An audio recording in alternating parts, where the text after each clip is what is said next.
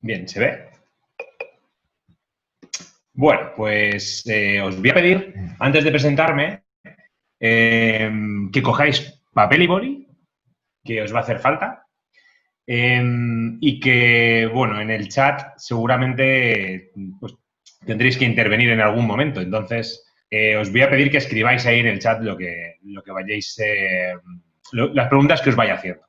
Bueno, agradecer a Nadia por inspirarnos. Es decir, me parece una presentación maravillosa. Es decir, alucinado con tus proyectos, Nadia. Muchísimas gracias por compartir toda tu práctica en el aula y sobre todo por inspirarnos, ¿no? Inspirarnos a desarrollar mejor nuestra labor, pues que no es otra que la de despertar los talentos y virtudes de nuestros alumnos, ¿no? Creo que ha sido maravillosa. Entonces, ya digo, si tenéis papel y boli, iros preparando porque vamos a empezar. Esta presentación se va a llamar El juego como arma de educación masiva. Y quiero presentarme rápidamente, pero antes quiero ponernos un vídeo. Un vídeo rápido que quiero que veáis, ¿vale? Y quiero que observéis muy bien qué está pasando. Si os dais cuenta, aparece una nadadora que se encuentra, pues en este caso, dando unas brazadas en el mar. Y si os dais cuenta, aparecen, bueno, pues unas orcas, ¿no? Y nos preguntamos que qué hace, cómo es posible que esta situación se dé posible cuando todos sabemos que las orcas son llamadas las ballenas asesinas. Y si os dais cuenta, mirad lo que hacen las ballenas. Se acercan, parece que puede ser un momento de peligro, pero la pregunta es, ¿qué está pasando? ¿Qué está sucediendo? ¿No? De hecho, la bañista, la nadadora, ni se sorprende, simplemente disfruta de la experiencia y, bueno, nuestra experiencia de hoy va a ser algo similar, ¿no? Vamos a nadar hacia aguas abiertas, vamos a tratar de experimentar, pero sobre todo vamos a tratar de lo que está pasando aquí. ¿Cómo es posible que dos seres de especies diferentes puedan interactuar y estar jugando como están haciendo ahora mismo, ¿no? Esta imagen que a mí me parece maravillosa, creo que va a reflejar mucho de lo que vamos a hablar hoy aquí, que es sobre el juego, ¿no? ¿Cómo es posible que mamíferos de diferentes especies puedan interactuar a través del juego, a través de la exploración?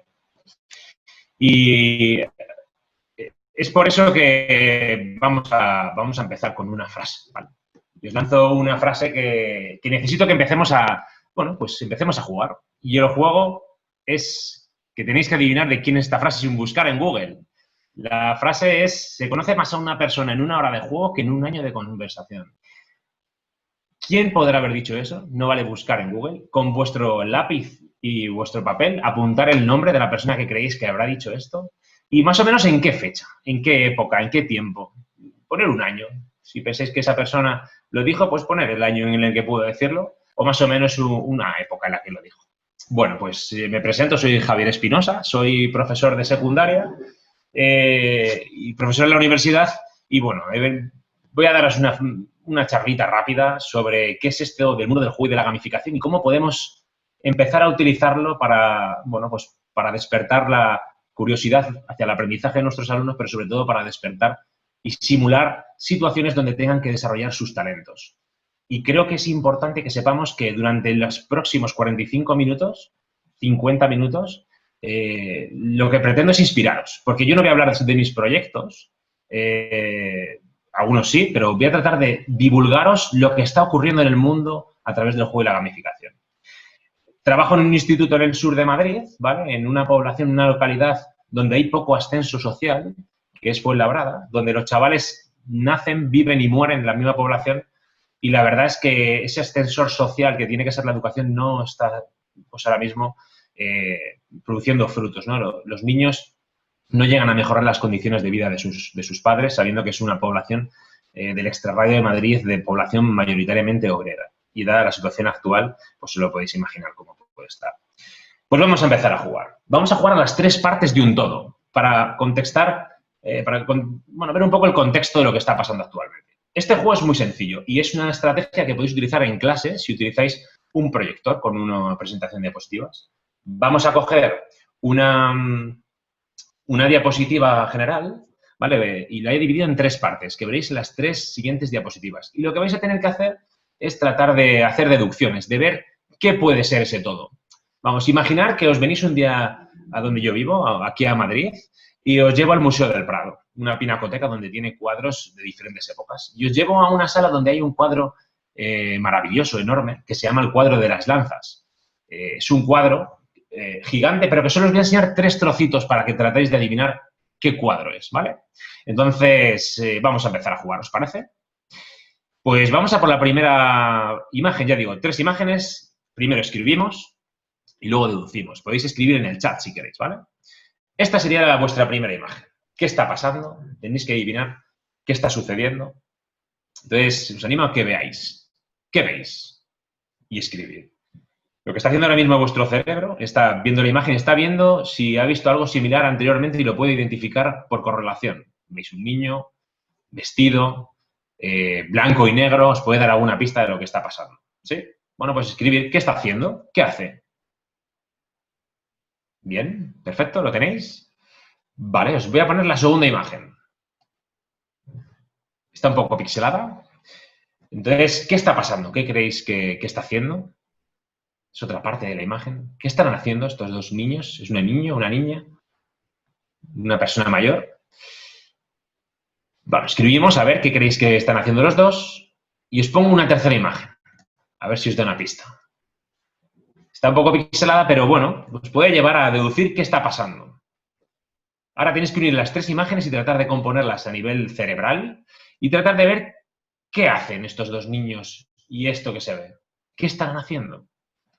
Pues, para el que lo haya adivinado, estaban jugando a la rayuela, que es un juego que yo os preguntaría, ¿de qué época es? ¿De cuándo es este juego? ¿Qué es? ¿Del siglo XX? Bueno, pues lo que tenemos que empezar a descubrir es que los niños de ahora juegan a juegos que se han ido transmitiendo a lo largo de toda la historia y algunos se han perdido y otros se han mantenido. Este juego, que es la rayuela, que supongo que en Chile se jugará también en el piso y que se pinta con una tiza, la primera vez que fue registrado y que fue documentada fue en el año 1600. Y es curioso que los niños, todavía hoy, los niños pequeños sigan jugando a este tipo de juegos. Porque hay unos juegos que se mantienen y otros que no. ¿Quiénes enseñan a los niños a jugar? Como seres humanos ya sabemos que es una de las habilidades intrínsecas del ser humano, el descubrir el mundo a través del juego. Pero sobre todo, yo tengo una pregunta para vosotros. ¿Quiénes enseñan a estos niños a jugar a la rayuela? ¿Lo llevamos en nuestro código genético? Bueno, pues la realidad es que en el mundo actual los juegos a los que juegan los niños tienen que ser enseñados por adultos o por otros niños para que se puedan realizar o puedan tener lugar. Este tema del juego es muy importante porque, claro, nos hacemos adultos porque dejamos de jugar o dejamos de jugar porque nos hacemos adultos. Es una pregunta que yo siempre hago y que siempre pregunto a los adultos. ¿Os gusta jugar? Porque si no os gusta jugar, a partir de ahora lo vais a pasar un poco mal porque vamos a jugar. Es muy importante que nunca dejemos de jugar para desarrollar esa parte lúdica, esa parte de entretenimiento personal que nos permite desconectar del mundo real para descansar, para disfrutar de la vida, que eso es lo que supone el juego. Entonces, os propongo un juego. Vamos a jugar a las 7 diferencias. Entonces, os animo a que veáis 7 diferencias entre estos 2 cuadros. Arriba a la izquierda es un cuadro del siglo XVII, perdón, y abajo tenemos lo que tendría justo debajo de mi casa, que es un patio de juegos. Si os dais cuenta, podéis ver muchas diferencias. Cómo ha cambiado el mundo del juego desde siglos anteriores al mundo actual. El cuadro de arriba, que es de Peter Bruegel el viejo, se llama Juegos de Niños y aparecen pues, casi 200 personas jugando a 80 juegos diferentes. En espacios abiertos, incluso espacios en alguna parte cerrado, acotado para los pequeños. Y además hay niños y adultos. Sin embargo, mirar cómo son los espacios de juego actualmente. Suelen estar acotados, en este caso especialmente en las ciudades, como si algo malo les fuera a pasar o como si no pudiesen jugar más allá de ese barrio. Y además, siempre con estos juegos suelen estar fiscalizados por los ojos de los adultos, no sea que hagan algo los niños. El juego es una de las herramientas más poderosas del mundo para que las personas desarrollen su ser en las primeras etapas. De hecho, los bebés empiezan a interactuar a través del juego con el mundo que les rodea, explorando. Lo curioso de ahora es que parece que los niños de ahora tienen un déficit de juego. De hecho, el número de horas que pasan ahora jugando se ha reducido hasta 8 veces con respecto al de sus mayores, sus abuelos. Es decir, en 2 generaciones hemos pasado de generaciones donde nuestros abuelos jugaban durante mucho tiempo a niños actuales donde el juego social se ha reducido hasta 8 veces. Y la distancia de juego con respecto al hogar se ha reducido hasta solo 100, 200 metros. Y esto es curioso. Esto son investigaciones reales que ha ido realizando Stuart Brown y que hablaremos a lo largo del camino. Entonces, ¿jugamos? ¿Os apetece jugar? Pues vamos a jugar, ¿os parece?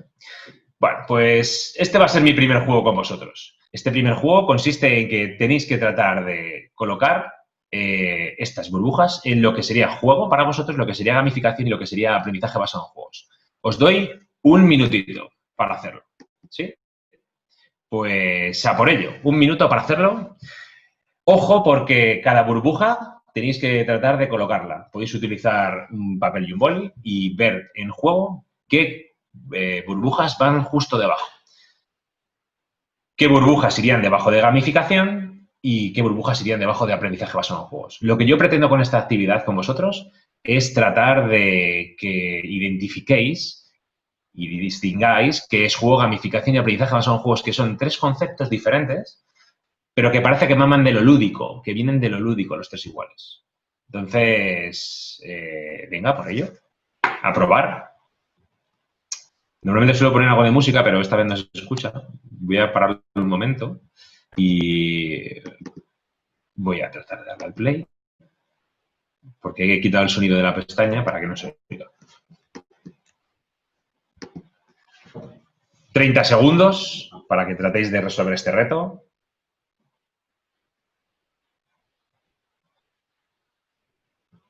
¿Dónde pensáis que irá? Es libre y voluntario, sin un fin concreto. ¿Qué queréis que irá?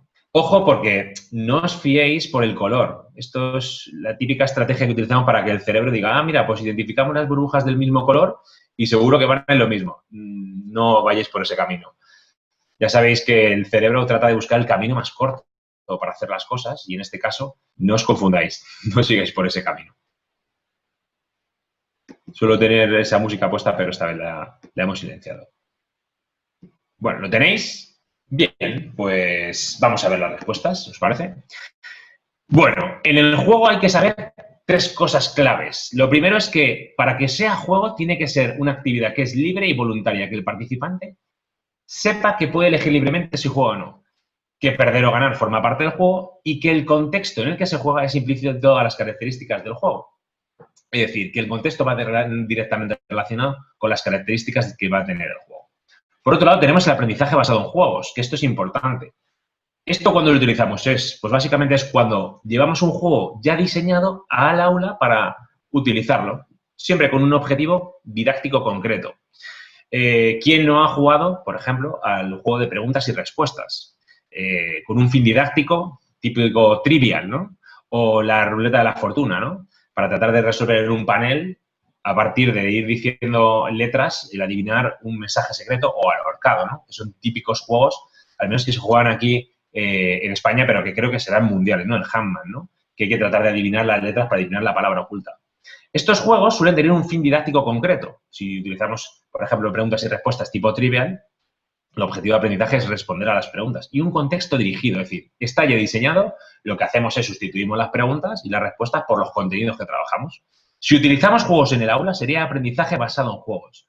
Entonces, si el juego es libre, pero estamos utilizando juegos en el aula con un fin didáctico, ¿qué estamos haciendo? Estamos haciendo aprendizaje basado en juegos, porque los niños, lo siento mucho, no pueden elegir si juegan o no juegan. Juegan o juegan, está clarísimo. Entonces, ¿qué será la gamificación? Porque esto es importante que lo tengamos claro. La gamificación y el aprendizaje basado en juegos beben del juego. Su punto de partida es el juego. Pero la gamificación hay que tener claro que no es un juego, pero utiliza las mecánicas y dinámicas del juego. Básicamente, el que utiliza la gamificación tiene que pensar como un diseñador de juegos sin serlo. Y además, saber descomponer muy bien juegos que ya conozca para poder utilizarlos para generar como una simulación, como dar aspecto a la clase de juego sin serlo. Básicamente se trata de aprender algo a través de la acción y se crea un contexto donde es el profesor el que crea ese contexto, ese escenario de aprendizaje. Entonces es importante que hagamos esta diferenciación. ¿Qué es juego? ¿Qué es aprendizaje basado en juegos? ¿Y qué es gamificación? A nivel de dificultad, Claro, el juego es cuando los chavales van en los descansos a jugar en el patio. Hoy en día, con el coronavirus, poco juego van a poder realizar, porque al menos en España tenemos cerrados los parques. Y en el patio no se puede ni tener contacto físico, hay que tener distancia social, ¿no?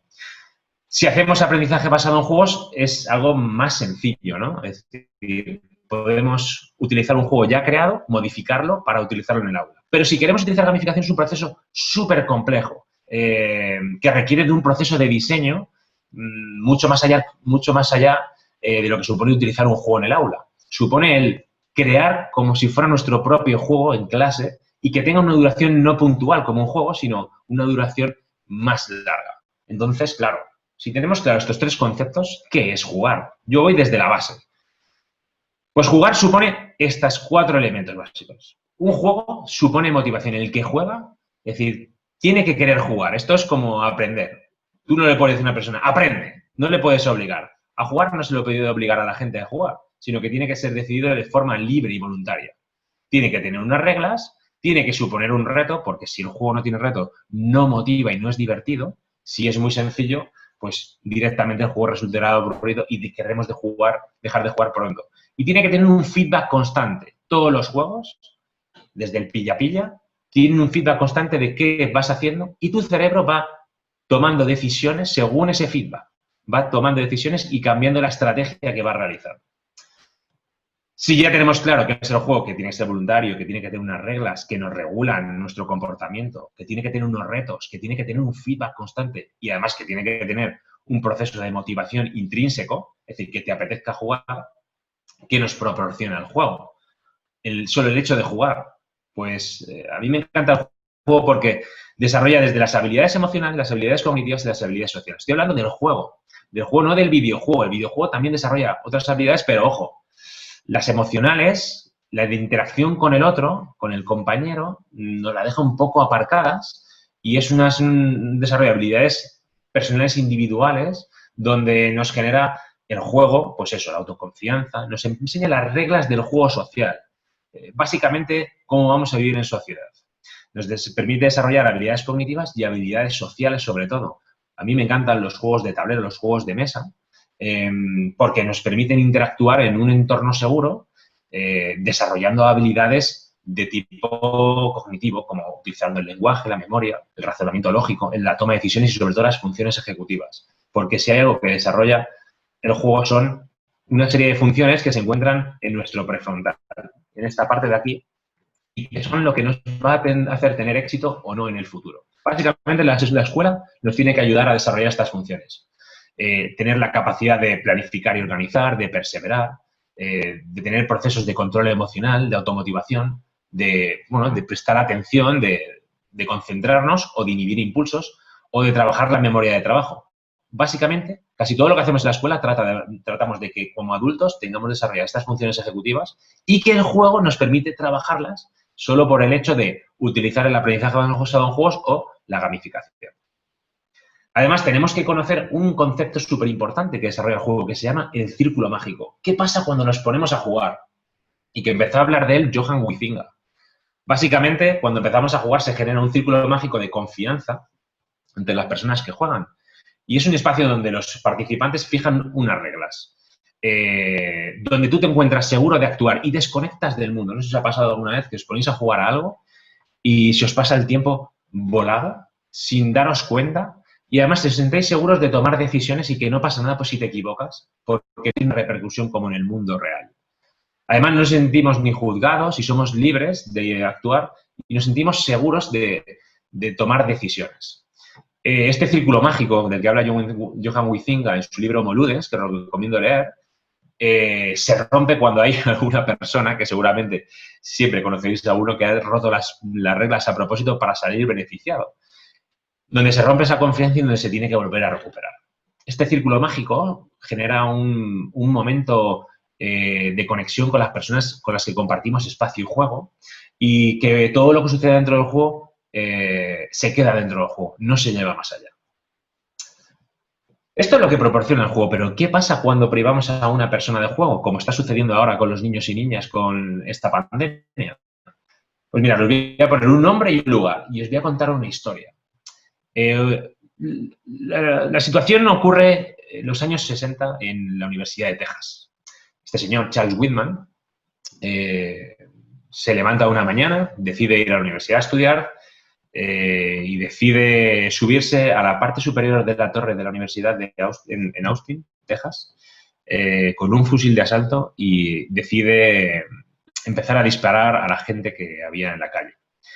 Este hombre, Charles Whitman, que falleció durante este hecho y que fue una de las primeras matanzas que sucedieron en Estados Unidos, dio lugar a una conmoción en Estados Unidos. En Estados Unidos ya sabéis que hacen todo a lo grande y decidieron citar a un comité de crisis, a los mayores expertos en psicología del país, para tratar de solucionar este problema y de que esto no volviese a ocurrir. ¿Qué había sucedido para que una persona con en teoría, una familia normal, que había sido ex marine y que estaba estudiando en la Universidad de Texas, decidiese subirse a una torre y el día de antes acabar con su mujer y su esposa, y al día siguiente subirse a la torre para acabar con 15 personas a las que no conocían?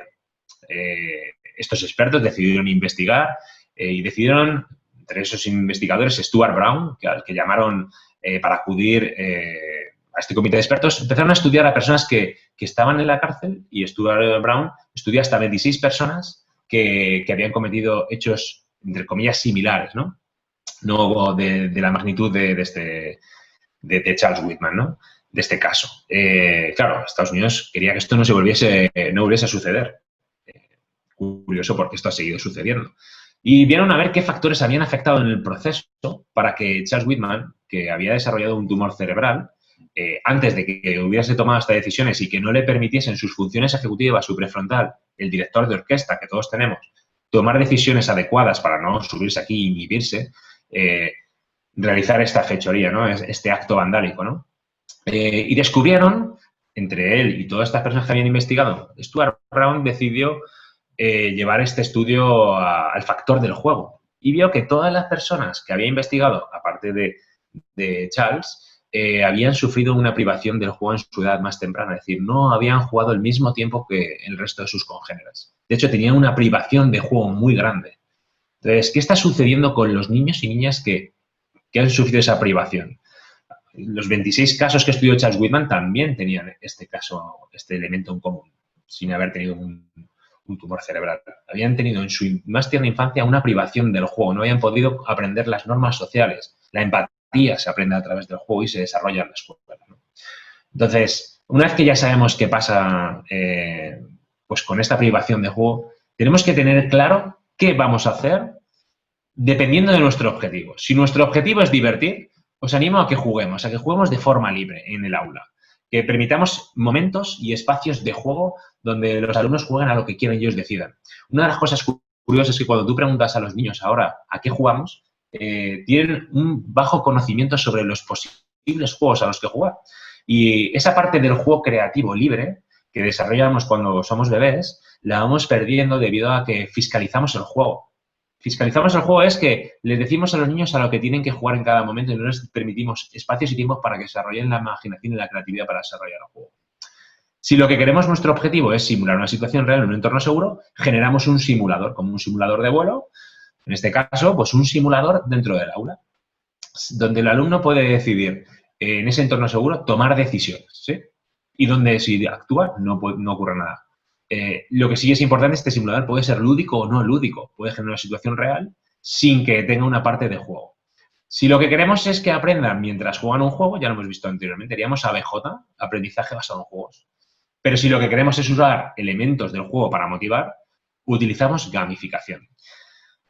Esta es la parte en la que nos vamos a centrar, en la gamificación. Yo siempre animo a que antes de empezar a hacer gamificación, juguemos y juguemos. Creo que es mucho más importante como adultos jugar mucho para poder diseñar experiencias de gamificación, aunque yo os digo que personas que han jugado mucho y que conocen muchos juegos diferentes, ahora mismo hay un verdadero boom de juegos de mesa en el mundo. Hay grandes diseñadores que están diseñando grandes juegos para utilizar en el aula, modificando pequeñas partes para utilizarlas en el aula. Tienen más posibilidades de generar gamificaciones mucho más significativas. Porque, ¿qué es la gamificación? Y este es el punto importante. Ya lo hemos visto anteriormente. Viene del juego, pero sobre todo tenemos que entender que va mucho más allá. Gamificar supone generar una experiencia transformadora del aprendizaje. Supone traer al aula el mundo real, generando una simulación, pero que sea de tipo lúdico, es decir, convertir el aula, la clase, en una verdadera experiencia de aprendizaje. No es más cargar la clase dando puntos, generando rankings o que nuestros alumnos se conviertan en avatares, sino ver dónde nos podemos encontrar eso que queremos que nuestros alumnos aprendan en el aula y traerlo. Entonces, aquí hay un mundo de posibilidades brutal. Como habéis visto con Nadia, Nadia trabaja con los chavales el aprendizaje basado en retos, el aprendizaje basado en proyectos, y esto de gamificar no es una metodología. Si os dais cuenta, es como ponerle brócoli al chocolate. Podemos hacer un aprendizaje basado en retos o en proyectos si les convertimos la clase en un, como hace Nadia, en una experiencia real simulada. Es decir, podemos generar que nuestra clase se convierta o en un hospital o en una nave espacial, donde nuestros alumnos se conviertan en personajes protagonistas de la experiencia. Es decir, donde sean nuestros alumnos los principales protagonistas de todo lo que van a vivir. Y para eso podemos generar una narrativa o una historia que haga que nuestros alumnos lo viven en primera persona. Pero antes de avanzar y contar los ejemplos, ¿por qué podemos gamificar o por qué vamos a gamificar? Rodríguez y Santiago en 2015 vieron que hay dos puntos que para mí son clave. Aparte de que esté centrado en el alumnado, que nos permita personalizar o contextualizar el aprendizaje, conectar con los intereses de nuestros alumnos, podemos aumentar la riqueza multimedia si disponemos de los medios, permite a los alumnos, a los participantes, a los jugadores, fallar sin riesgo, genera que los alumnos tengan o generen mucha mayor práctica y refuerzo, es decir, que se esfuercen y sobre todo fomenta mucho la colaboración. Pero sobre todo tiene dos ejes sobre los que para mí tiene que pivotar. Por un lado, que potencia la motivación, no desde el efecto de la novedad, sino de la experiencia, porque se sienten protagonistas de su propio aprendizaje, sino además el feedback inmediato. La gamificación permite que los alumnos vean qué están aprendiendo y cómo están aprendiendo en todo momento. Porque el profesor se dedica directamente a ver en qué están acertando y en qué están fallando y mejorar esos procesos de enseñanza-aprendizaje. Todo a través de las mecánicas. Es importante que tengamos claro que cuando hablamos de que la gamificación potencia la motivación, no vamos a descubrir ahora que esto viene de la psicología. Y por eso os pregunto qué os motiva a vosotros, qué os gusta. Y os animo a que en vuestro papel escribáis al menos 5 cosas que os gusten, que os motiven. Por ejemplo, hay gente que le gusta montar a caballo o gente que le gusta ir a pescar o hacer deporte. 5 cosas que tenéis que escribir sobre cosas que os motiven, que os gusten hacer, que os encante hacer, que digáis, es que me dedico el tiempo a esto que me encanta, porque está muy relacionado lo que os motiva a hacer con la parte lúdica de la vida. Y por eso, la parte de ludicidad, de llevar lo lúdico al aula, va muy conectado con qué nos motiva, pero sobre todo qué motiva a nuestros alumnos. Si no sabemos qué es lo que motiva a nuestros alumnos y pensamos que solo les gusta el conectarse a las pantallas, estamos muy lejos de saber qué realmente les gusta. Independientemente de que sea algo que les motiva, debemos de saber cuáles son los motivadores intrínsecos, con qué dedicarían el tiempo sin darse cuenta y que no sea simplemente ver vídeos en YouTube o seguir el campeonato de fútbol, ¿no?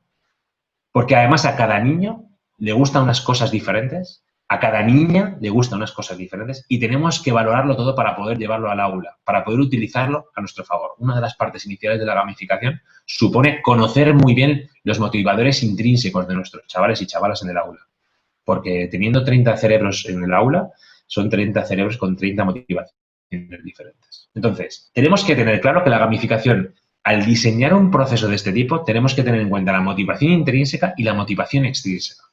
La motivación intrínseca, que ahora veremos, está basado en 4 elementos básicos. Primero, en que toda persona se motiva al hacer algo si tiene autonomía en la toma de decisiones. Si tiene un propósito, si sabe un para qué, si empieza a adquirir cierta competencia en lo que va aprendiendo y, sobre todo, si adquiere maestría, es decir, adquiere habilidades avanzadas en lo que está haciendo.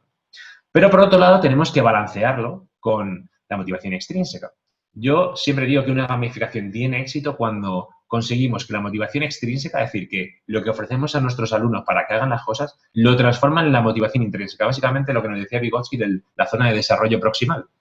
Si conseguimos que a través de motivadores extrínsecos conseguimos llevarles a la zona de desarrollo próximo de nuestros alumnos. Les motivamos para que descubran cosas que no conocían y que les pueden gustar, que les pueden llevar a tener competencia, autonomía y, sobre todo, maestría. Y para eso podemos utilizar recompensas, autoestima, aceptación de reglas o generar un sistema de seguridad.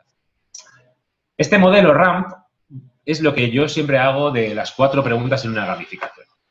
Básicamente, la motivación intrínseca sucede cuando las personas tienen autonomía, adquieren maestría y tienen un propósito. Y sobre todo cuando en el proceso de enseñanza-aprendizaje las personas que van aprendiendo van teniendo reconocimiento sobre sus logros. Si esto lo llevamos a cómo funciona el cerebro tiene 3 fases. Esto es el circuito neurobiológico de la motivación. Básicamente nos dice este DAS, circuito neurobiológico de la motivación, cómo funciona nuestro cerebro, es que debemos de utilizar el deseo que nuestros alumnos quieran aprender. Y para eso tenemos que estimular la amígdala generando dopamina. ¿Eso cómo lo hacemos? Generando momentos de motivación inicial. ¿Cómo podemos potenciar esto? Que nuestros alumnos quieran, buscando y conectando con sus intereses. Una segunda fase donde nuestros alumnos hagan, donde se activa el prefrontal, estas funciones ejecutivas que decíamos, y que les producen adrenalina. Y una tercera fase donde nuestros alumnos, cuando estén aprendiendo, se sientan satisfechos, reciban un feedback, reciban una retroalimentación, donde se activa el límbico y genera serotonina, que es la hormona del placer. Esto es importante que lo tengamos en cuenta porque estos bucles, a la hora de diseñar un juego, a la hora de diseñar una gamificación, supone que las personas se motiven, con esa motivación activen sus acciones, es decir, hagan las tareas y, por último, reciban una retroalimentación sobre cómo han desempeñado, cuál ha sido su desempeño en las tareas. Por eso esa motivación, digo que si la conectamos con el propósito, con el qué vamos a hacer, vamos a conseguir que las personas se motiven y que este ciclo, este bucle, se vaya generando una y otra vez dentro de la gamificación. Y luego, por otro lado, tenemos que ser conscientes de que hay un espectro desde la desmotivación completa hasta la motivación intrínseca y que esto es una escalera de progreso que en nuestras aulas lo tenemos claramente. Tenemos alumnos que se encuentran completamente desmotivados o alumnos que se encuentran perfectamente motivados sobre lo que vamos a trabajar, ya sea matemáticas, lengua, ciencias, música. Habrá alumnos que según sus habilidades previas, sus conocimientos previos, sus motivadores, se les dé muy bien algo y ya tengan una motivación intrínseca y otros que se les dé, que no se les dé bien, porque es la primera vez que lo hacen o no lo han hecho nunca anteriormente. Y aquí hay una parte importante que yo siempre digo, ¿no? Nosotros como ejes de cambio, como ejes de descubrir a nuestros alumnos su potencial, sus talentos, porque es importante que nuestros alumnos sepan que hay una cosa que se llama la plasticidad cerebral, que básicamente es una habilidad de nuestro cerebro para desarrollar redes neuronales, es decir, que nuestras neuronas se conectan a lo largo de toda la vida. Y eso es importante que lo sepan, porque esa capacidad de nuestro cerebro para conectarse quiere decir que todos nuestros alumnos pueden aprender. Y con ese proceso de aprendizaje pueden conseguir hacer cosas a base de, bueno, conectar sus neuronas. Esta plasticidad cerebral está directamente relacionada con nuestra motivación o desmotivación con respecto a lo que les propongamos a nuestros alumnos y alumnas. Y eso supone que desde la desmotivación completa, donde no tengan ningún tipo de motivación, les podemos ir llevando hasta la motivación intrínseca gracias a pequeños motivadores que les podemos generar, pequeños disparadores de la atención que les vayan ayudando a ir hasta la motivación extrínseca, hasta la motivación intrínseca. Y eso supone que podemos utilizar, por ejemplo, recompensas, que siempre hemos dicho, es que la motivación extrínseca no funciona. Bueno, para algunos alumnos es necesaria, solo para descubrir un poco el mundo, ¿no?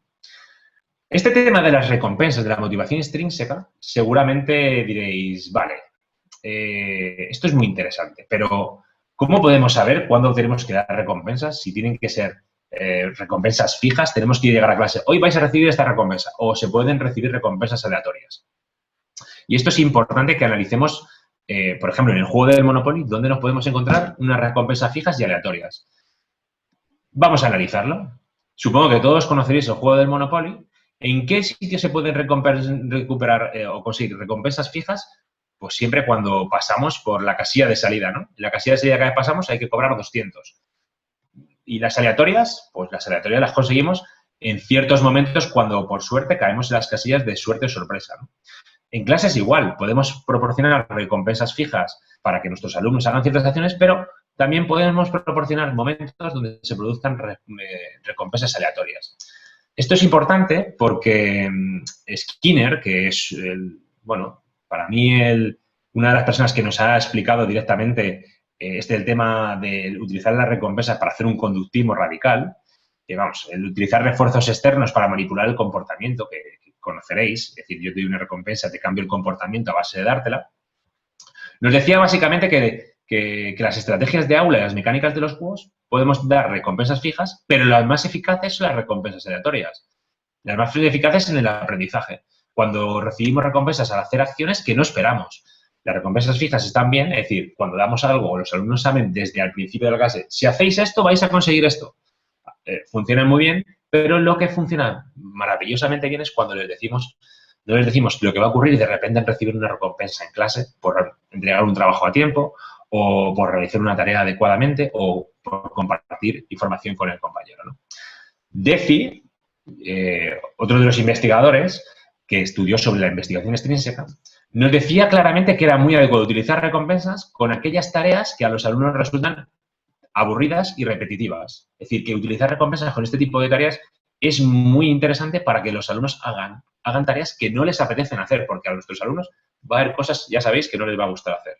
Pero, por otro lado, no dar nunca recompensas con las tareas que son de tipo creativo. Y os voy a explicar por qué. Porque cuando nuestros alumnos tienen que desarrollar su creatividad y tienen que crear algo, si damos recompensas, lo que hacen es perjudicar, porque lo que hacen es que busquen atajos, buscan el camino más corto para conseguir la recompensa, en lugar de realizar algo de tipo creativo que ya es suficientemente motivante. Además, todo esto está relacionado con la teoría del flujo. Si os dais cuenta, toda esta parte de psicología es súper importante porque para gamificar hay que tener una serie de conocimientos sobre psicología bastante potentes. La teoría del flujo nos dice que una persona está en flujo al realizar una actividad cuando justo se encuentra en esta línea. Cuando la actividad que les proponemos o el reto está adecuado al nivel de habilidad. Si ponemos una actividad o una tarea o les pedimos un reto cuya dificultad es súper alta y tiene un nivel de habilidad bajo, ¿qué ocurre? Que los chavales y las chavalas tienen una alta ansiedad. Y al contrario, lo mismo, si les proponemos un reto que para ellos es muy sencillo, cuando tienen un alto nivel de habilidad se produce un aburrimiento. Entonces, lo que tenemos que tratar de conseguir es que nuestros alumnos y alumnas se encuentran en esta parte del flujo, ¿no? Donde el nivel de reto se encuentre adecuado a la habilidad y además que sea en tono creciente. Es decir, que les vayamos proponiendo retos cada vez más difíciles, al principio muy sencillos y luego cada vez más difíciles. Por eso en gamificación lo que se hace es que al principio, para que vayan progresando muy rápidamente, vayan consiguiendo objetivos o retos muy sencillos para que luego vayan mejorando su nivel de habilidad hacia retos más complejos. Y su nivel de habilidad sea adecuado al nivel de reto. Bueno, ahora que ya os he contado un poquito de psicología y que creo que es la parte más aburrida, vamos a ver un par de ejemplos. Ya os he dicho que la gamificación supone el aplicar mecánicas y dinámicas del juego, es decir, hay que conocerlas. Y hay 3 modelos, ¿vale?, que yo os voy a proponer. El primero es el de pontificación, que conoceréis todos. Ahora todo el mundo lleva la pulserita de hacer deporte que le va diciendo el número de pasos. Y te va contando el número de pasos y te va diciendo, hoy has hecho menos pasos que ayer. Sería el típico modelo de dar puntos, lo que conocemos siempre en clase como dar positivos y negativos. Otro modelo sencillo, y que yo lo llamo todavía de pseudo-gamificación, porque esto es lo que conocemos de toda la vida, es el dar puntos por las tareas, el dar insignias, que sería badges, por ciertas habilidades que van desarrollando, y el generar leaderboards, clasificaciones, es decir, puntos, insignias y leaderboards, PBL. Este modelo, el que es de una amplia aplicación en el mundo de la gamificación, es decir, los profes lo utilizan de forma habitual, lo que genera es que solo se motiva a una serie de jugadores para unas ciertas tareas. Y ahora veremos qué tipos de jugadores hay, ¿vale? Y luego hay un modelo equilibrado, que es el introducir muchas más mecánicas. Ya os digo que hay hasta 35 mecánicas diferentes como para que solo utilicemos puntos, insignias y clasificaciones en nuestros proyectos. Además, tenemos que saber que hay 2 tipos de gamificación según el contenido. Una gamificación estructural es básicamente la que utilizamos cuando diseñamos nuestra clase como si fuera un juego solo por la estructura que tiene nuestro currículo. Es decir, tenemos unidades, tareas, actividades y exámenes, ¿sí? Entonces, las unidades que las llamamos misiones, a las tareas y ejercicios les llamamos retos y a los exámenes les llamamos desafíos. Y además tiene una estructura muy similar, ¿vale? Es decir, no convertimos un juego la clase, sino que generamos un juego alrededor de la estructura del juego. La gamificación de contenidos es donde realmente aplicamos todos los elementos del juego y nos hacen agregar elementos de una historia para que se genere un contexto real, es decir, un mundo narrativo en el que los alumnos se produzca una inmersión real. Y para eso supone, pues aparte de generar una historia, llevar el contenido a que sea más parecido a un juego, aunque no convierta el contenido en un juego. Y ahora veremos un ejemplo, ¿vale? Ejemplos de gamificación estructural sería el PBL. Podemos dar puntos insignias y clasificaciones cuando tenemos una estructura de este tipo. Damos puntos por las tareas, damos insignia por ciertas habilidades que consigan y lo registramos todo en una clasificación. Vale, pues mirad, vamos a ver que hay una analogía clara entre lo que nosotros llamamos videojuego, lo que nuestros alumnos dedican mucho tiempo y una clase. En un videojuego hay una historia y en una clase hay una asignatura. En un videojuego hay unos personajes en los que se convierten nuestros alumnos, mientras que en nuestra clase hay unos alumnos. Lo que pasa es que aquí, si os dais cuenta, hay cosas análogas. ¿Pueden nuestros alumnos convertirse en los personajes de una historia? ¿Puede nuestra asignatura convertirse en una historia? ¿En una narrativa? En un videojuego hay pantallas que nuestros alumnos tienen que superar, al igual que hay una serie de unidades que tienen que vivir, unidades didácticas, y además en un videojuego tiene una serie de retos que nuestros alumnos tratan de superar, mientras que en una clase tiene una serie de tareas que tienen que realizar. Además, en un videojuego tiene un premio final que es acabar el videojuego y conseguir otro, y en una clase hay unas notas, un reconocimiento, hay una motivación por conseguirlo, pero ¿por qué? Lo de la izquierda sí funciona y lo de la derecha no. Pues teniendo en cuenta que si hacemos una transferencia entre uno y otro, a mí no me gustan los videojuegos, ya digo, me llaman mucho más los juegos, hay cosas que son claramente parecidas. Y esto es Devolution Game.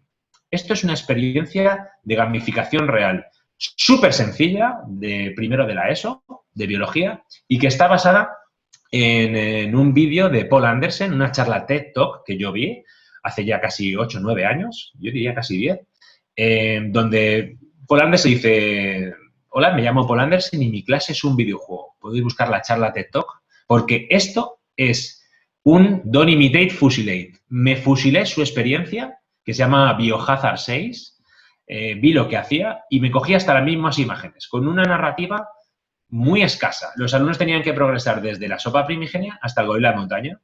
¿Cómo? Realizando tareas, y para eso ganaban puntos de experiencia con cada una de las tareas. Lo único que iban era evolucionando a través de niveles, que iba asociado directamente a su nota. Esto era un PBL, puntos, insignias y clasificaciones. Esto sería una gamificación, como hemos dicho anteriormente, una gamificación estructural, ¿vale? Vamos a ver una gamificación de contenidos donde realmente hace que nuestra clase se convierta en una experiencia. Esta es una gamificación de contenidos. Esto es el hospital, donde mi clase de biología, de tercero de secundaria, mis alumnos ya no venían a clase de biología, venían a convertirse en doctores, donde vivíamos casos y trabajábamos en departamentos. Y luego teníamos un leaderboard, una hoja de clasificaciones y una tienda. Esto, mi metodología de clase cambió a ser una metodología de aprendizaje basada en proyectos. Yo daba clase magistral, pero empecé a trabajar por casos y en cada caso teníamos un proyectito. Los alumnos tenían que evolucionar desde convertirse desde la primera planta, doctores de la primera planta, hasta convertirse en el manager del hospital, que era yo, que me iba a jubilar y que me tenían que sustituir. Y para eso tenían que ir ganando puntos de experiencia. El punto de esto, de este proyecto, era que habíamos creado un hospital real y a mí me tenían que llamar manager del hospital. Es decir, generábamos una simulación del mundo real para poder estudiar ¿el qué? Pues los sistemas biológicos. ¿Y quién venía a nuestro hospital? Pues para conectar con nuestros alumnos, ¿quiénes venían? Pues venían nuestras celebrities con problemas. Pues en este caso venían, en el primer caso, Miley Cyrus con un problema de digestivo, pues que tenía un dolor en el estómago y había estado vomitando la noche anterior. Y tenían que realizar todo un estudio sobre ello, ¿vale? Este sería el caso de Brad Pitt, que había tenido un accidente de tráfico yendo en bicicleta. Y básicamente tenían que ir estudiando todos los contenidos, realizando un pequeño producto final, ganando puntos de experiencia y estudiando pues todas las partes del sistema circulatorio. Porque claro, había tenido un choque frontal y teníamos que ver, pues, cómo era su, pues en este caso, su sistema circulatorio de venas, arterias y capilares, cómo era su corazón, para poder realizar un estudio concreto para poder diagnosticar qué le estaba pasando, ¿vale? Si os dais cuenta, esto supone que podemos generar nuestras clases, nuestras asignaturas, como queramos. Es decir, podemos traer a nuestro aula cualquier tipo de experiencia real y que nos permita conectar los contenidos. Y yo no soy el único que lo hace. Lo bonito de esto es que don't imitate, fusilate. Mira lo que están haciendo otros profesores en el mundo, coge ideas, inspírate, como ha hecho Nadia con nosotros, y mira a ver qué puedes hacer en el aula. ¿Cómo puedes empezar? Si tienes... esto se puede hacer en analógico y en digital. Es decir, yo genero una página web para conectar con la parte esta visual de nuestros alumnos, ¿no? Esta parte audiovisual que les encanta. Pero podemos empezar utilizando herramientas sencillas como ClassDojo, que es una herramienta que nos permite generar a nuestros alumnos como si fueran pequeños monstruitos y dar positivos y negativos, pero no se puede quedar ahí. Tenemos que generar un sistema de recompensas para ver qué van a hacer o qué no van a hacer, o herramientas como Kahoot, ¿no? Que seguramente conoceréis. Y que nos permite empezar a ver el punto lúdico de nuestros alumnos. Se puede seguir utilizando un PBL, diseñando un sistema basado en puntos, insignias y clasificaciones, pero yo os animo a ir siempre más allá. A generar un proyecto gamificado. Una gamificación supone gamificar un trimestre o una unidad o un curso o un proyecto que dure más allá de un día, ¿no? Que dure más allá de una semana. Que suponga el secuenciar bien los objetivos de aprendizaje y generar una experiencia real. Pero para esto tenemos ayuda. Si tenemos medios digitales, ya digo, podemos utilizar ClassDojo, pero también se puede utilizar herramientas como Edmodo, ¿vale? Pero hay herramientas ya creadas para generar estas misiones, retos, etc., etc., como Fantasy Class, My Class Game o incluso Deck Toys, que es esta herramienta. Herramientas que son gratuitas y que nos permiten utilizarlo en clase y que son de acceso libre. No hay que pagar.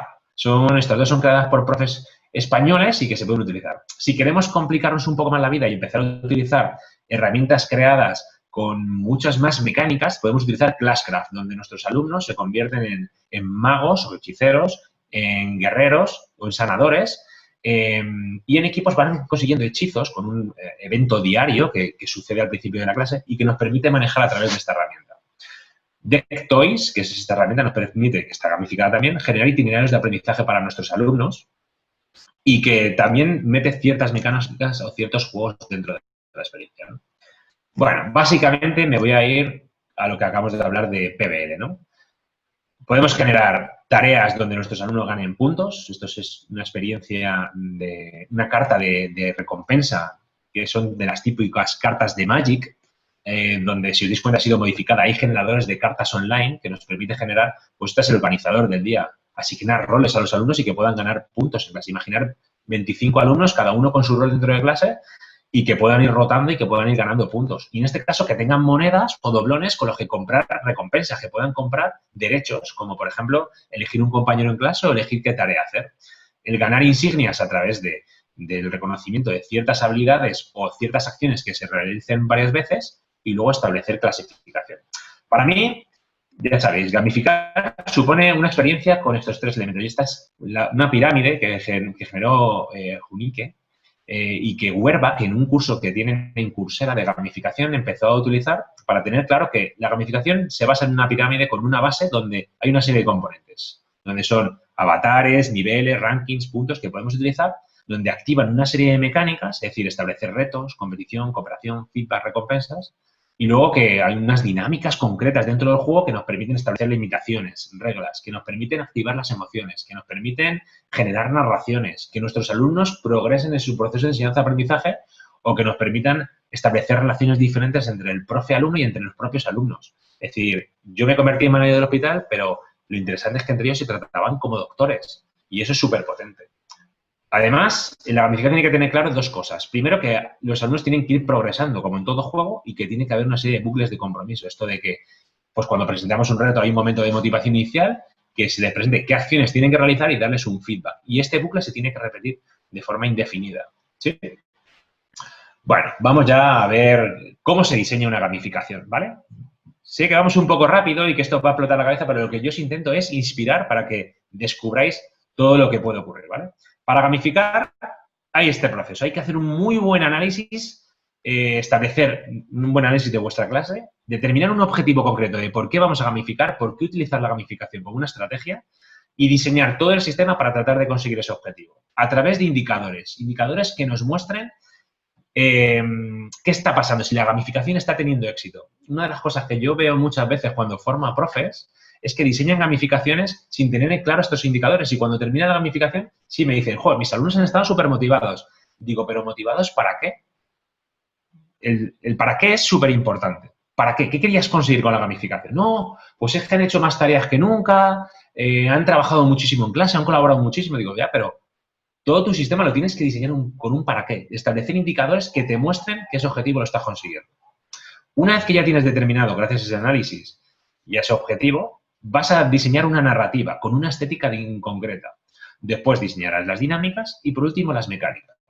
Y ahora, para hacer ese análisis, primero hay que ver cuáles son los deseos básicos de vuestros alumnos. Es decir, Stephen Reis descubrió que hay 16 deseos básicos que son diferentes en infantil, en primaria, en secundaria y en adultos, de vuestra clase, que les interesa a vuestros alumnos para poder generar una experiencia y ver de estos 42 fundamentals cuáles son los 5 más importantes para diseñar una experiencia, una narrativa que conecte con ellos. Pues yo que sé, ser un héroe, o tener contactos, o coleccionar, o encontrar tesoros. Estos son 42 cosas que nos resultan divertidas a las personas y que las podemos utilizar para diseñar en clase. Por ejemplo, a lo mejor a nuestros alumnos les resulta divertido explorar el mundo. ¿Por qué no generamos un juego donde tengan un mapa que tengan que ir descubriendo? Ah, mira, y si convierten en piratas que tienen que ir descubriendo diferentes retos. Anda, mira, es que encima a mis alumnos les gustan los piratas.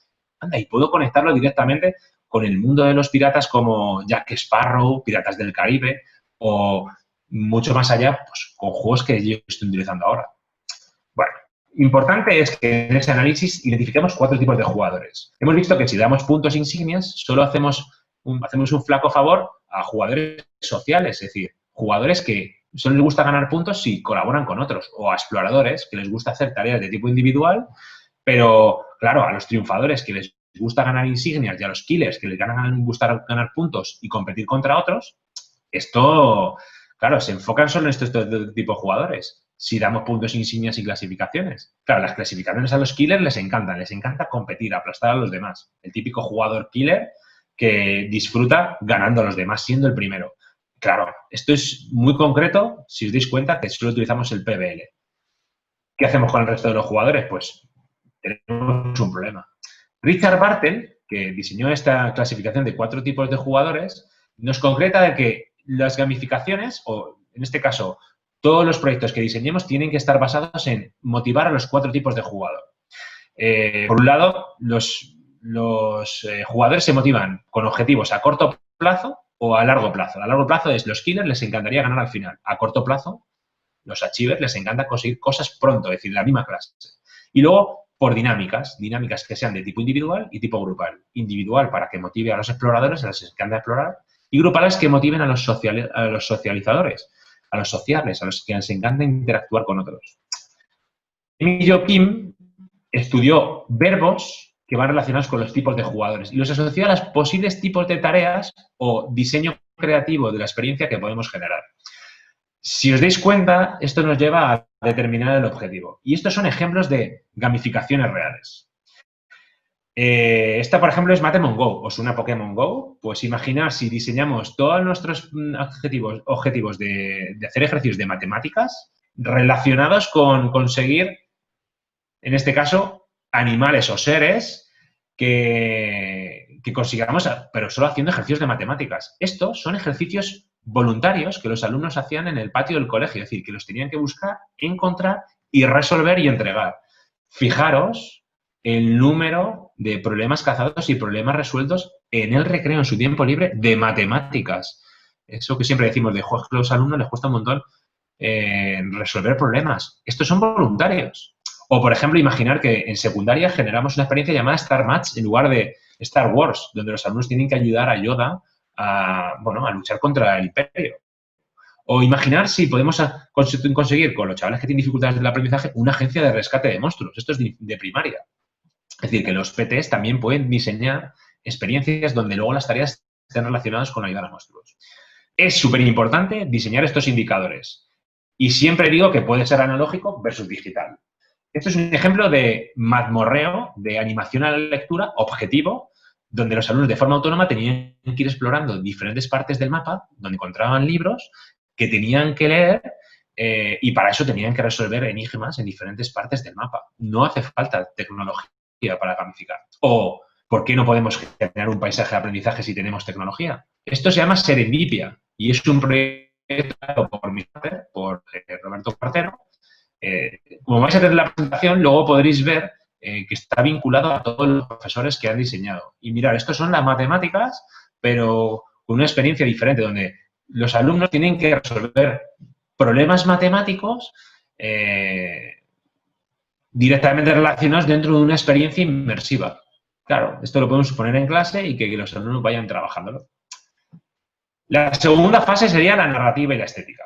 Entonces, tenemos que crear una historia. Puede ser una clase de piratas, donde nuestros alumnos se conviertan en una serie de personajes, o podemos utilizar videojuegos que a nuestros alumnos les encanten. Por ejemplo, estos son 3 tipos de experiencia diferentes de Clash Royale, que fue un juego que hace unos años triunfó y que estos profes han utilizado para dar matemáticas o inglés de forma diferente. Es decir, que la estética también debe ser cuidada. A nuestros alumnos se les gana por los ojos. Y estos son experiencias diferentes. De infantil, por ejemplo, ¿por qué nuestros alumnos no se pueden convertir en los faraones y hacer un viaje por el antiguo Egipto, donde nuestros alumnos van ya consiguiendo las cartas de toda la familia faraón, el abuelo faraón, la abuela faraón, a través de retos? ¿O por qué no podemos utilizar en primaria el Principito histórico? El Principito, que va, en lugar de viajando por diferentes planetas, puede ir viajando a través de la historia. Y además que estén diferentes materias asociadas. O podemos hacer que nuestra clase se convierta en una clase de magos, donde el profe se convierte en Saruman el mago, como hizo Salva, y que sus alumnos fueran pequeños lutines que a través de los ejercicios de matemáticas, lenguas o ciencias fueran subiendo a través de una torre para conseguir hechizos mágicos que les permitiesen utilizarlos en clase, como por ejemplo ir al baño cuando quisieran, o comer chicle en clase, o entregar una tarea más tarde. Podemos colonizar Marte en ciencias sociales, o a lo mejor sobrevivir un apocalipsis zombie. Ahora que están de moda las pandemias en el mundo, esto es una experiencia creada por el profesor Santiago Vallejo, que se llama Zombiología y que podéis entrar en su web para ver cómo la ha creado. Esto es de secundaria. O podemos utilizar Juego de Tronos, o CSI, como utilizó Nacho, o desarrollar el talento para desarrollar las habilidades blandas de nuestros alumnos en la formación profesional, o utilizar un videojuego como Clash of Clans, con el que, bueno, con este proyecto nos dieron un premio nacional gracias a juntarme 3 profesores para juntar 4 asignaturas en una experiencia donde los alumnos evolucionaban desde ser seres prehistóricos, es decir, desde la prehistoria hasta convertirse en emperadores romanos. Y vosotros me diréis, ¿qué tiene que ver eso con Clash of Clans? Pues nada, pero al principio los alumnos tenían que convertirse, conseguir un avatar y ir ganando gemas que iban consiguiendo con las tareas y que nos permitió unir en una experiencia maravillosa con varios profesores, porque de esto va la educación, ¿no? De romper ya con las asignaturas y ver que el mundo se trabaja de forma globalizada y que un conocimiento está relacionado con otro, las mates con la ciencia con la lengua y literatura, y que los proyectos interdisciplinares es donde realmente los alumnos se conectan con el mundo.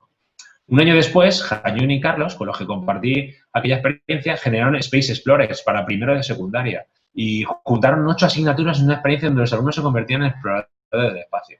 Yo os he puesto aquí ejemplos de proyectos reales para que os podáis inspirar, conectar y veáis que se puede utilizar muchísimos de los recursos, como por ejemplo Harry Potter, y generar una clase de Hogwarts, o utilizar una clase de los héroes.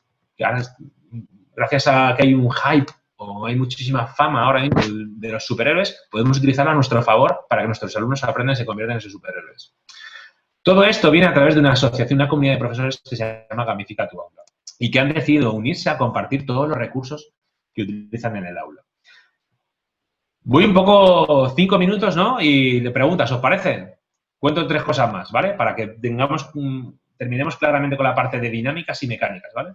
Una vez que tenemos claro que queremos generar una narrativa, que nuestros alumnos se pueden convertir en una serie de personajes, tenemos que tener claro qué sistemas queremos utilizar. Si es un sistema basado en competición, en cooperación, en co-creación o en exploración. Es decir, que nuestros alumnos tengan que explorar sobre un mapa, que co-creen cosas para resolver problemas, que tengan que cooperar o que tengan que competir en pequeños equipos para poder luchar, por ejemplo, contra un monstruo final, ¿vale?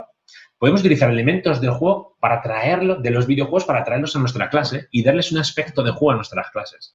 Y es muy importante en estas dinámicas que tengamos cuidado con el sesgo de género. No dejo de ver proyectos donde parece que solo se puede ser doctores, por ejemplo, puede ser hombres y mujeres, pero seres como superhéroes donde solo hay personajes masculinos. Y nos olvidamos muchas veces de los personajes femeninos. Hay que dar el mismo nivel de importancia a unos y otros si hay diferentes niveles, ¿no? Si los alumnos tienen que progresar desde principiantes hasta expertos, generemos niveles donde haya un proceso inclusivo de los dos tipos de géneros, ¿vale?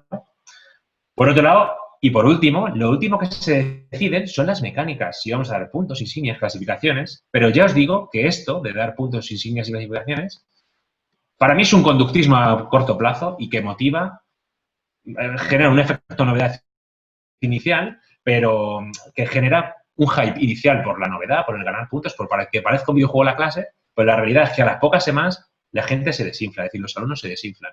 A no ser que tengamos cuidado e vayamos introduciendo hasta 35 mecánicas que existen y que esto es algo que tenemos que conocer. Podemos utilizar hasta 35 mecánicas diferentes para hacer que nuestra experiencia de aula sea significativa. Y además tenemos que saber que esas mecánicas no se pueden meter todas al principio, sino que tienen 4 fases diferentes, concretas y claras, donde al principio los alumnos tienen que descubrir el juego, las reglas, los componentes básicos, ganar puntos, por ejemplo, sería un buen elemento inicial, y luego ir introduciendo mecánicas donde el participante, el jugador, se sienta motivado de forma continua. Es decir, que el proceso de gamificación supone generar un proyecto que está vivo, que es dinámico y que fluye según lo que va sucediendo en el aula. No un proyecto cerrado desde el principio, sino que se va adecuando a la situación. Sobre todo con 2 objetivos claros. El tener al alumno en el centro, el generar un itinerario formativo a todos los alumnos, es decir, que cada alumno se sienta protagonista, y esto es lo más difícil, para poder perseguir sus aprendizajes, conseguir sus aprendizajes de una forma significativa. De ahí que generamos una narrativa, conectemos con sus intereses e inquietudes, utilicemos mundos de los videojuegos, mundos que podamos simular dentro del aula sin jugar a videojuegos y, sobre todo, que podamos seguir formándonos, ¿no? Y yo siempre me dicen, ¿qué puedo utilizar para seguir formándome? Pues yo os animo a que leáis. Sobre todo el libro de Inma Marín, que es el libro de Jugamos, y el libro de Stuart Brown, que para mí son 2 libros que me parecen muy sencillos de leer y que nos pueden inspirar a la hora de generar proyectos. Pero sobre todo, os recomiendo que empecéis a explorar el mundo de la gamificación desde conocer otros proyectos, que veáis que esto es posible y sencillo y que se puede aplicar al aula de una forma sencilla. Si os acordáis, al principio de la ponencia os dije que se conoce más a una persona en una hora de juego que en un año de conversación. Y os pedí que eligieseis quién era. Pues os tengo que decir que era Platón. Os animo a que compartáis lo que hacéis, como ha hecho Nadia hoy, que nos ha inspirado. Que veáis proyectos de otros profes, que entréis en la web de Gamifica tu Aula, que es una comunidad de profesores a nivel mundial, donde hay un grupo de Telegram, donde 2000 profesores comparten lo que hacen. Que sigáis en Twitter esta cuenta, que veáis todos los proyectos que están haciendo otros profesores para que nos podamos inspirar. Porque de esto va el mundo, señores. Hemos dejado de ser profesores de nuestro aula para tratar de ser, para que nuestros alumnos sean seres humanos dentro de un mundo completo, ¿no? Complejo, pero sobre todo donde todos podamos tener acceso a los mismos derechos, a las mismas posibilidades y sobre todo el mismo derecho a descubrir sus talentos, ¿no? Creo que tenemos que compartir lo que hacemos. Creo que esta experiencia, tengo que agradecer el proyecto de haberme invitado para poder sembrar un poco por aquí, por Chile, y que todos somos sembradores, como decía el proyecto TACUP, que me ha encantado el nombre, somos sembradores de posibilidades, ¿no? Y que está en nuestra mano el decidir si queremos seguir haciendo lo mismo para obtener resultados iguales o arriesgarnos, tomar ese riesgo para intentar conseguir objetivos diferentes. Nada, un placer y muchísimas gracias por la invitación.